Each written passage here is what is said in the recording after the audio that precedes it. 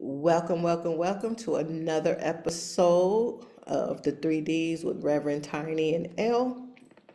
Thank you, thank you, thank you. Give thanks. Tonight we'll be talking about the hermit and how that shows up in our life and to take notice. And then I'll turn it over to L. Yeah, thank you so much. It's a pleasure to be here again with you all. Want to remind you all that there's an opportunity to book your appointments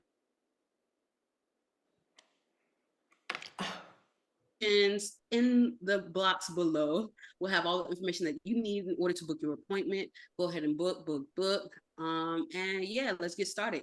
So we're on our first segment, 50 years of hip hop, crack epidemic, and trauma left behind. And you all know we've been going through this journey with our major arcanas, with our tarot cards, just learning little bits of lessons and pieces of lessons around life and where life has brought us to this day.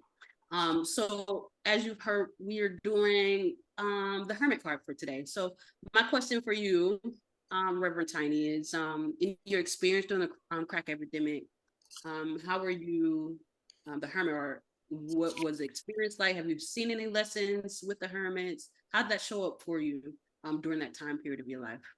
Sorry, I had to And make. also just, a little bit about what the hermit card is as a major arcana. Yes, the hermit card. Following that light, following the light within, going in retrospection, contemplation, deep thought, inner truth. The hermit shows up. It's all about seeking truth. It's a truth finder.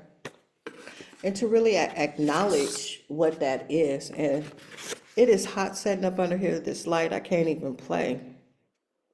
It's also about wisdom, allowing discernment to go take place in your life. So I'm sorry, you guys. At my age, you just break out. Look, I done made a fan. I can't even play. So there ain't nothing private about my summers. And I'm laughing because I'm like, why now? I'm busy. Like, can you come back in an hour? Oh, so for all those who understand, understand, and all those who don't, y'all will. You gonna learn today. Like, but so when we talk about the hermit and the crack epidemic and having to go within, it's knowing it's that inner wisdom and then that truth seeking. Like I think about if you're really using and you want to get up out of the game or out of drug use, you got to really go back. You got to go in and seek your soul and ask your soul to help you and high, call on your higher power and be like, please. And you be calling on Jesus and everything when you're so distraught, and it'll lay you down. But what I like about, this card, it has stars around it, and those are your ancestors that guide you. And following the light, like during the crack epidemic, those things that plague us, or any kind of epidemic that plagues the soul or takes the soul away from its journey, its path, we all come to a time where we gotta stop and listen. So it don't matter. You could be, going to school for a college professor and your academic is too much. You still gotta stop and find that inner truth and that inner force to continue to lead you. But when that light has been shown, is following that light. Don't be dismissive about it when it's time to take your rest. And I appreciate you because you go on your apasanas, and that's apasana is when you just know it's silence. So people who don't know, no, it's silence, complete silence, whether you're in nature, whether you're in your house. Some people teach, go in the darkness, you in the cave, make your room really, really dark to go out, to go inside and soul search. But it's shutting everything down, the outside world, just completely detachment. And it's important. We bombarded with all kind of waves and, radio waves that we get from the cellular towers and the media, just bombarded just with so much that In the fool's journey, when the hermit shows up, it's time to sit your ass down. It's time to take a break. And sometimes it's whether you want to or not, you're going to be removed from wherever you at to sit down so you can find that inner truth and that solace that you need for your mind and your body, because there's different intelligence when we talk about the body needing a rest, your soul needing a rest, your physical body needing a rest, your spirit, all of these things that fall up under rest that we don't really pay attention to. And it's spiritual rest. And I'm gonna bring this up because over the weekend I was in a workshop called the Enneagram, the Urban Enneagram workshop. Thank you, Dr. Rashawn. Because there was a test, power to the people, let's keep it, that did you take that rest test that was put in the chat? And it had I did. so and the score was 0 to 15, you was cool. And after 15 to like 30, these are the areas that you needed rest in. I needed rest in all areas. Can you recall the areas? It was spiritual, it was physical, it was, Yeah, I got the picture. see, I knew I could count on you. That's my girl. That's my girl. It was physical rest, mental rest, emotional rest, spiritual rest, social rest, sensory rest, and creative rest. And when I thought about spiritual rest, well, like how can you take a rest from your spiritual self? Because you can get too bombarded with too much spiritual bullshit, right? Let's call it, keep it a buck, right? Emotional rest. That stuff that keeps you up and down, we have to take a break. And physical rest, we get that because our body gets exhausted. But when we don't take an account of our mental stability needing a rest and we're not paying attention, and what stumped me is spiritual, so I'm gonna have to keep going back to spiritual because it's like, wow, that was a big one for me. But then, social, who you're around, energy vampires. We have to take a break from that. And it's, everybody want to talk about being whole and, living in wholeness. And if you ain't got your mind, it don't matter. It don't Period. matter. Like, so when the hermit shows up, it's saying, take some water. I need some water. Hmm. It's taking a break, it's shutting it down, all of these rests that it falls up under. And one might be higher than the other. Social might be higher than creative. And you're like, well, why would I need a creative rest? I'm drawing, those people. I'm an artist. And I'm capping. Everybody need a break.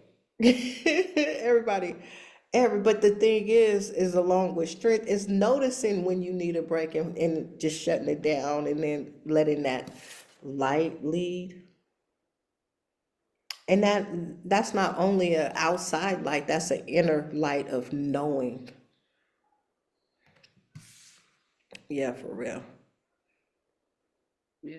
So in this journey, in this fool's journey, can you remind us where we are as we come into this hermit? It feels kind of like timely though, because the number of this card is like number 9, right?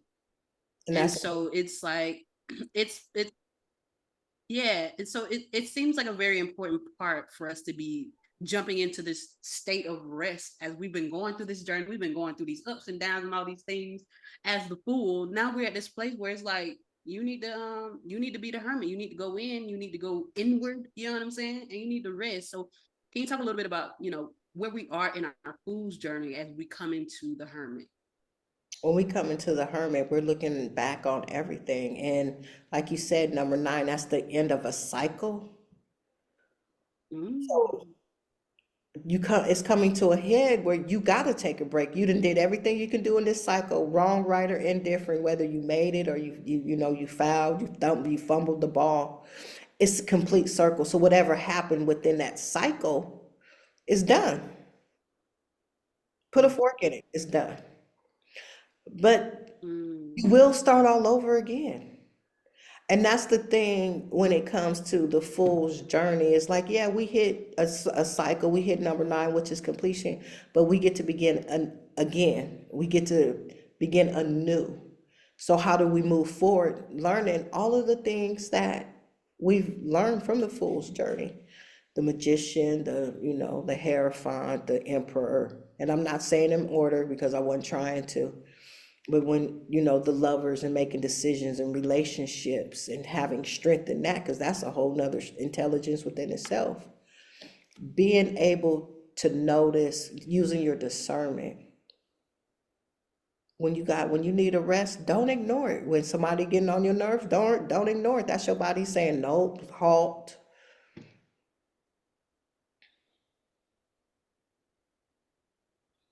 You have to be able to turn it on, follow that inner light, and let that guide you. In the hermit, that lantern is out in front, and there's stars around you. It's your ancestors, your spirit guides. They'll lead you. Yes, Miss Laura. Thinking, this weekend we went through this process, and of course I'm in this, very mental kind of triad. And Hmm. it just kind of clicked for me that when you quiet your mind, when you quiet the chatter in your mind, you can allow space for that lantern and the stars around you, the divine, to really guide you. So I never really thought about it in relationship to the hermit until now that you just said it, and it all kind of clicked. Hmm. And see, and that's why the fool's journey is so specific and individualized, because I'm a body type, you're a head type, and then there's the heart type. So we learned how to be embodied in that heart and opening up the heart. That's why yoga is so good. That's why breathing different techniques is so good, because we all experience life differently. And that's why it's so good to take the Enneagram training, because everybody shows up different. And people, I wasn't privy to that information. Well, I'm a body type, so I feel things in my body, and that's how it's expressed. And then, my one of my children, I'm speaking about my children because they're on my mind, but how they're different, and some are body types and some are head types. Like you're a head type, it's going to be mental. So you'll need a mental rest versus me needing a creative rest or a spiritual rest. It's just so different. And when you learn different tools to show up in the world differently, how better are we prepared to handle these situations when they do come up, like the hermit saying, you just need rest, and knowing which rest that we need to focus on. So I have to give it up to the wonderful workshop this weekend. 3 days full of information and somatic practices, Cayenne Day. Yeah, Yeah, yeah, we got it in this week. mother. Yeah, so I'm excited actually about this. And as we head into our second segment, I'm actually really excited. I don't want to rush it, but I want to make sure we get into it, because rest is such a huge and important part of the conversation right now, especially as you um talk about all these different forms of rest. I definitely think about the nap ministry as being one of those places where we've heard this conversation and dialogue around rest. And then also rest as a resistance. But rest is more than just a resistance. Rest is restorative. Rest is spiritual. Rest is growth. Rest is all of these things that, Right. exist within the physical and beyond, right?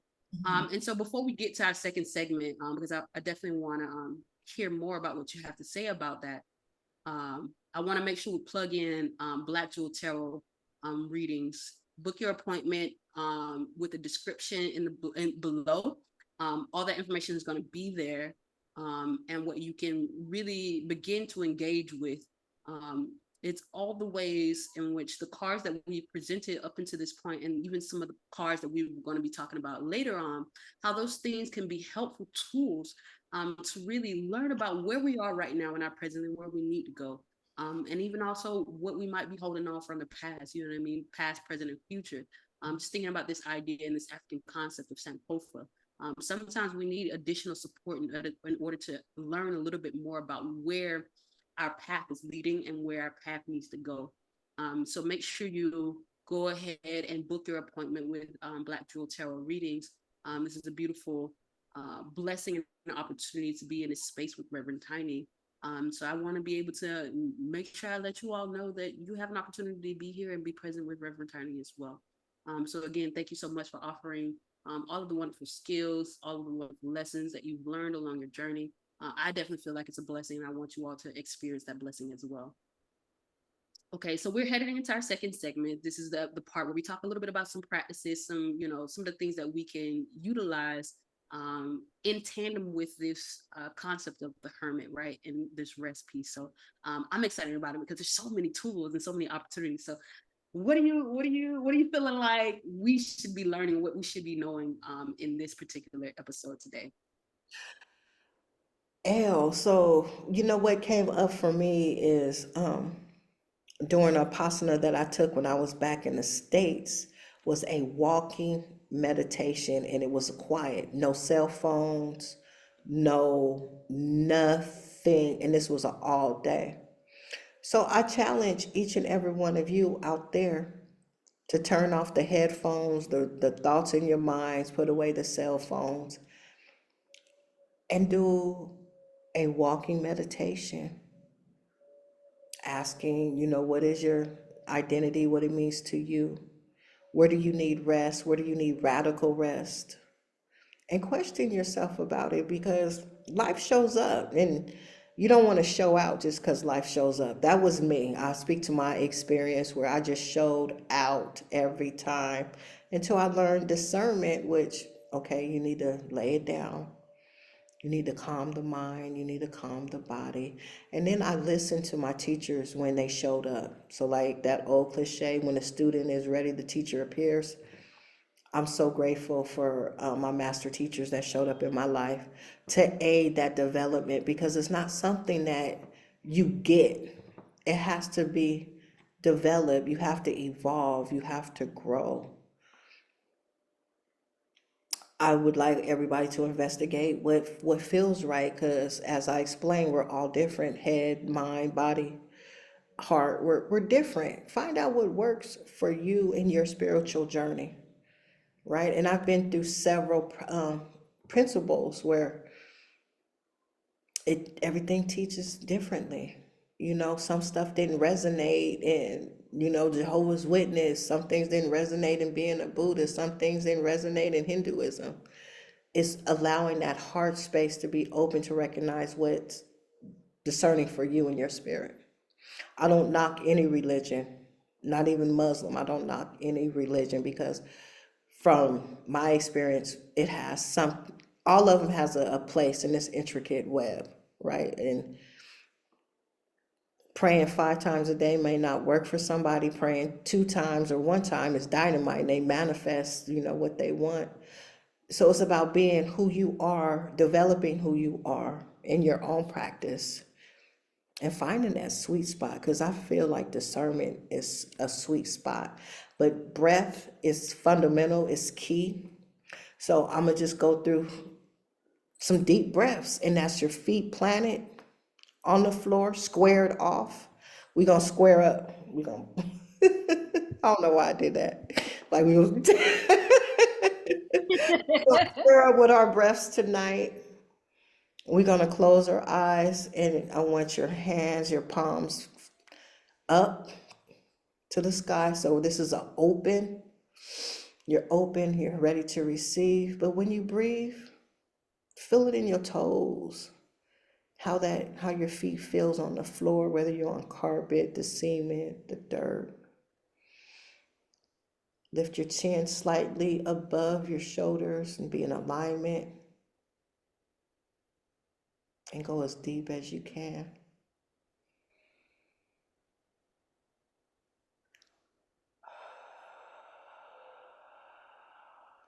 And on my exhalation, I like to say ah, because it's just invigorating to me. You might want to hiss, you might want to bark. I don't know. Everybody's different. Do you? Boo boo, do you? But breathe.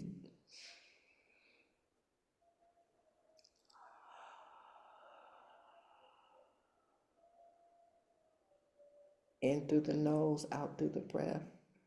Imagine those toxins, all the negativity going out in your exhalation.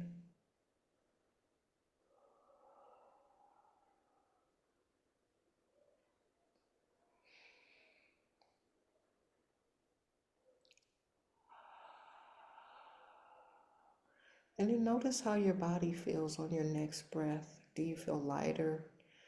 Are you tense in your inhalation? Feel it.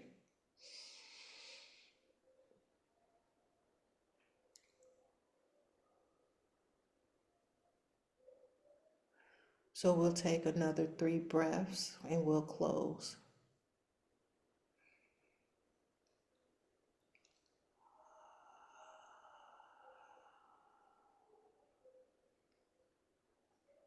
And really search out your breath and to feel it and embody the breath. What does that feel like for you?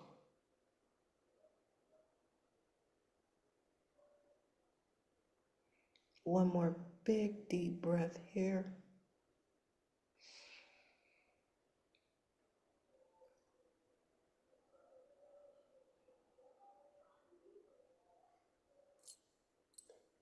Give thanks. Mhm.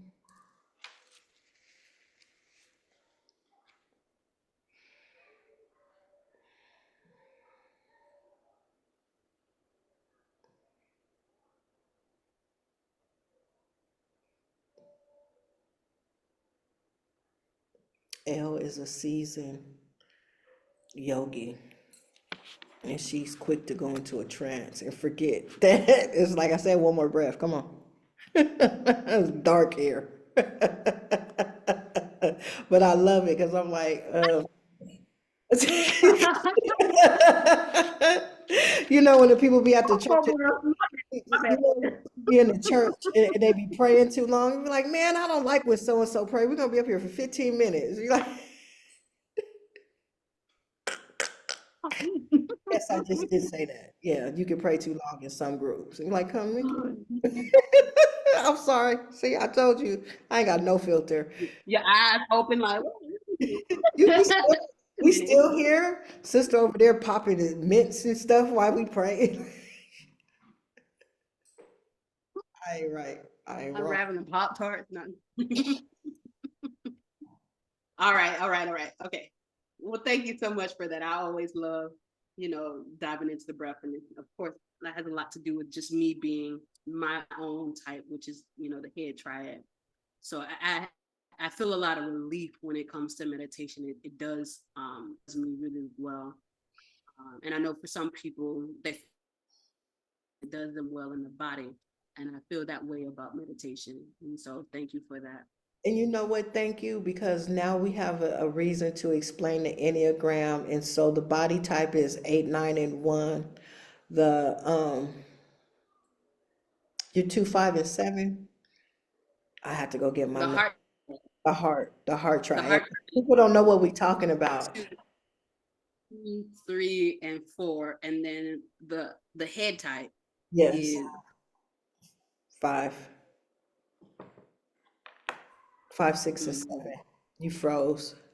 But look up yeah. Oh serious my encounters and bad. go and look up for her next Enneagram. And then take some of these courses. We have to introduce that and really have a class, because for me it was evolutionary, just evolutionary. Wow. Um, so important. When I found out how I was showing up, I changed how I showed up. That's how powerful this is, because when you know better, you do better. But we have to learn. These are new skills. For me, everybody don't, I didn't come out perfect and knowing everything. Sorry. I'm human. I made a lot of mistakes, especially in my behavior. And so what the Enneagram teaches is personality types. Not one is better than the other, but like I'm an 8, L's a 7, and 8 show up in this with a very powerful energy and it's a body, versus a 7, which is a thinking, energetic. And it's just information that do more better, right? I love, Yeah. I mean, it's kind of like what we're doing with the tarot reading, right? It's a right, different modality. different, right? There's always layers that we can unfold in order to discover more about who we are, whose we are, and how we're showing up in this lived Definitely, experience, right? definitely. So we want to make sure to give this for our SOS Lifeline meditation, remembering that they're free to join on Mondays and Thursdays, noon Eastern time or noon Pacific time, one or the other. Either way, you're going to find that information in the description below. That we use these different healing modalities that we can learn to use so that we can show up, as you say, more better. Okay. So, including us out, this is Black Jewel Tarot, and we are Out. out. Thank you.